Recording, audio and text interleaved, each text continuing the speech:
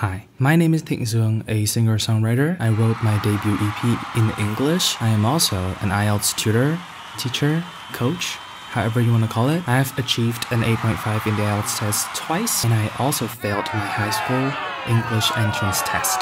So how did I get here? All I really did was 3 things: singing, watching YouTube, and being patient.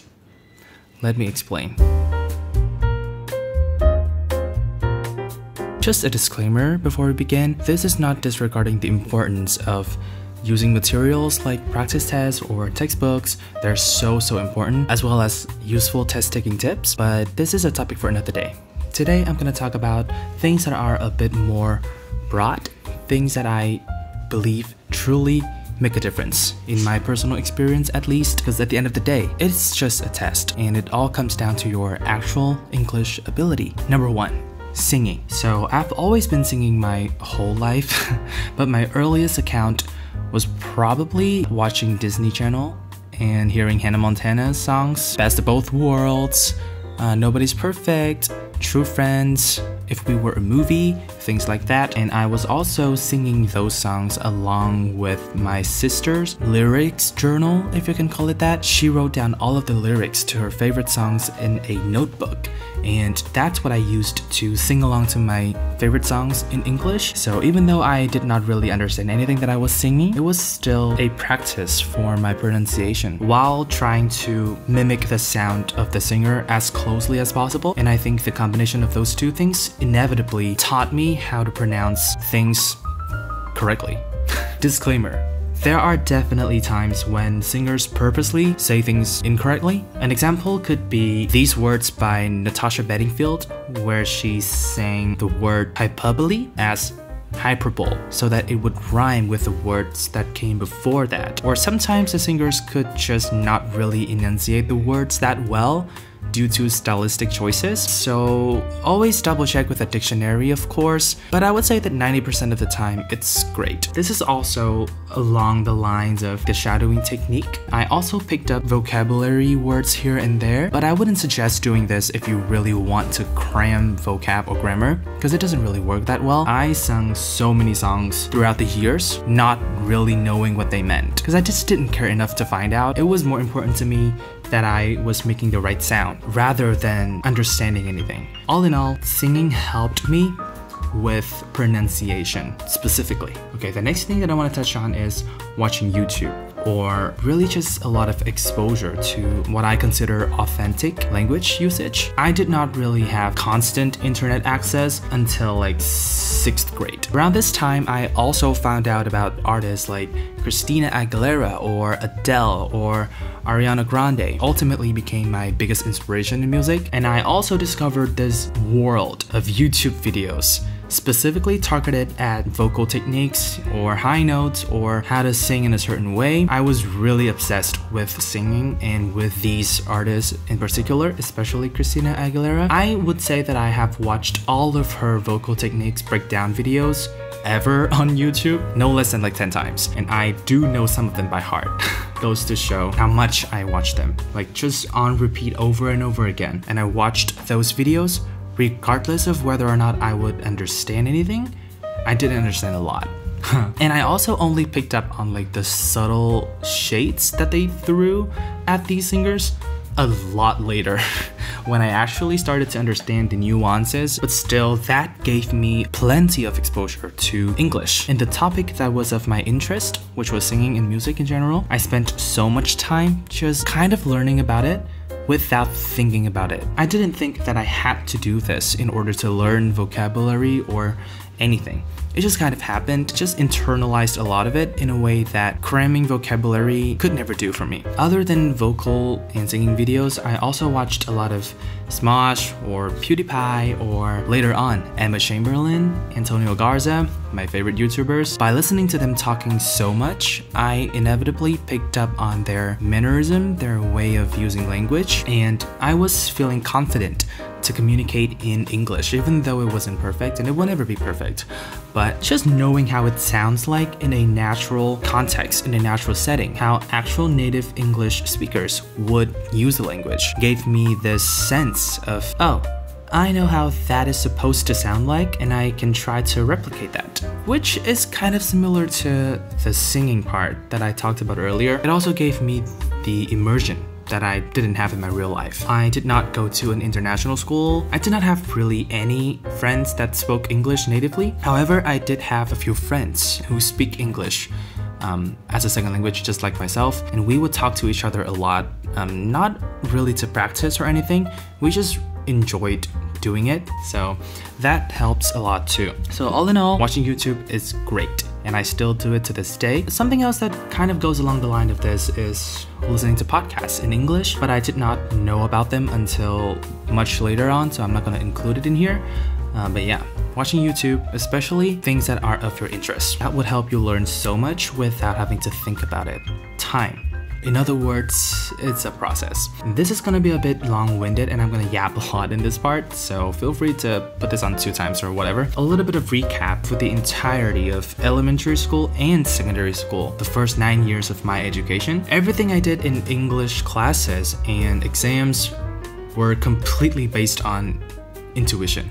I did not have any real understanding of grammar rules and how to use any of them. The thing is that I was a good student, okay? I was always paying attention in class, but the problem was a lot of the things that the teacher was teaching in class, my classmates already knew because they went to extra classes, I would assume. There was just no reason for the teacher to slow down and reiterate the same thing for one student when the class was already moving on. So I struggled greatly during those years. I still loved the subject and the language, but in a way that was not mindful, I would say. I enjoyed speaking the language. I strangely was not hesitant to talk to a foreigner in English, even though it was very broken. We had this assignment in 9th grade in which we had to go and interview foreigners about a certain topic of our interest. We chose cigarettes for some reason. So I was just going to random people that I see on the streets and ask them questions like, hey, what do you think about cigarettes? Do you smoke them? Do you smoke them regularly? Why do you do so? Things like that. I just remember not having a problem with communication, but test taking was horrible for me because I did not have the basics, right? I did not even understand what tenses were until very late. The worst of it all was when we had to take the high school entrance test. If you wanted to get into a gifted school, back in my time, you had to take an extra English test, which was not compulsory for other students. And I, for some reason, I guess forgot about that and did not learn anything properly. So I went into that test with 50 questions. I guessed all of the answers, and I got a 6 out of 10, 60%. Which is not that bad considering that it was all out of gut feeling. I did not have any reasoning behind anything that I chose. For context, the average scores for my peers at the time was around like 8 or 9 or even higher. It was standardized. It was supposed to be not hard. Yet I failed miserably. I don't know. I don't know what happened. No one told me that you'd need to study for things if you want to excel at them. Anyways, that was really painful, and I started high school thinking that this needs to change, right? I need to do something about this. So I spent the entirety of 10th grade building everything from the ground up. I learned all the basics and everything was clicking immediately, and I believe that it was all due to the years of accumulating things here and there, not really knowing what anything was. But as soon as I sat down, went over everything systematically, it just clicked. Also, I started preparing for the IELTS test with some good friends that I had back in secondary school. They needed the IELTS to go overseas for their studies. I did not. I just joined them because it sounded like fun. I was really having a fun time with English, so anything that has to do with English, sign me up. We started March 2017 and we took the test in October. So about 6-7 months of preparing, and I got a 7.5 in my first attempt, which I was very happy about. I was over the moon. Even though I was bedridden in a hospital, I still felt really proud of myself. And this is something that I hear a lot They would say things like, oh, I achieved this band score after just like 3 months of preparation. While it's not exactly false, it's far from the truth. In my situation, it took me 6 months of preparing for the IELTS test to get a 7.5, but that was not taking into consideration the 9 years prior. It was more like it took me 10 years to get a 7.5. And you might be thinking, wait, I thought you said you got an 8.5. Well, so after my first attempt and I got a 7.5, I was overconfident in my ability, and I thought to myself, well, how hard can it be to get an 8? So I continued to do practice tests and took the test again 6 months later, and guess what happened? My band scores stayed the exact same. It felt like a waste of time. It felt like I was a failure. After that, I waited another 2 years.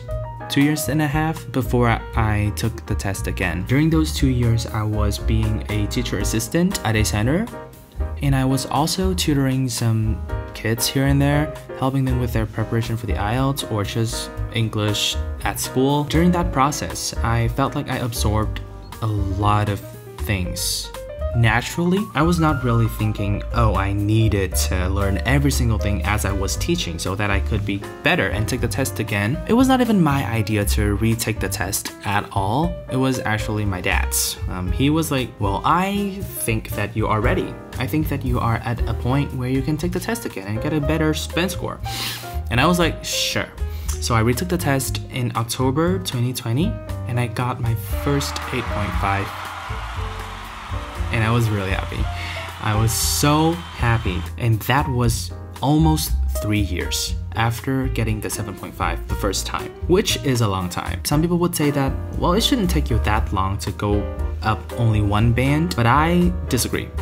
I believe that I couldn't have done it any differently. I needed those 3 years for me to be able to improve. Looking back at it, there was no tips or tricks or secrets to taking the test in a magical way that would ensure a better band score. I pretty much just did the same thing that I did in all of my attempts. The only thing that made the difference was a lot of practice and time for those practice, for those exposure to marinate, to really get into my brain. Another thing that happened was I got an 8.5 in speaking in that very attempt. Jumping from a 7 in the prior attempts, I realized that the key to a high band score in speaking is really just being natural and think about what you say a little bit, which is a really huge topic in itself, so I'm gonna maybe talk about this another day. I then took the test again and got my second 8.5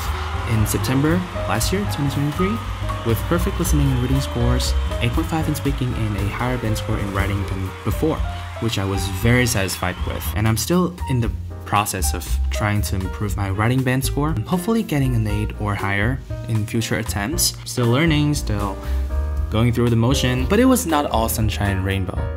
There's a twist. In August of 2022, so 1 year before my second 8.5 attempt, I actually took the test and only got an 8.0. Everything remained the same, but the speaking score was only an 8. And the lesson that I learned from that experience was to avoid talking about things that are a bit too personal or too emotional for you. It greatly affected my fluency. So that was the problem in that attempt. And there we go. That's pretty much the whole thing. That's the story of how I went from failing English tests to being a 2 times 8.5 IELTS achiever. All I did was singing, watching YouTube videos a lot, and being patient, giving myself time to bloom. In the same way that you would not expect a tree to grow overnight, just don't expect yourself to be significantly better within a short period of time, because that's just not how it works. Please leave comments down below if you have any questions for me regarding the IELTS test or learning English in general or singing or anything. I would love to respond to your comments or make a video about it. Who knows? Like the video if you find this helpful, and maybe subscribe to the channel if you want to. And I will see you very, very soon. Bye.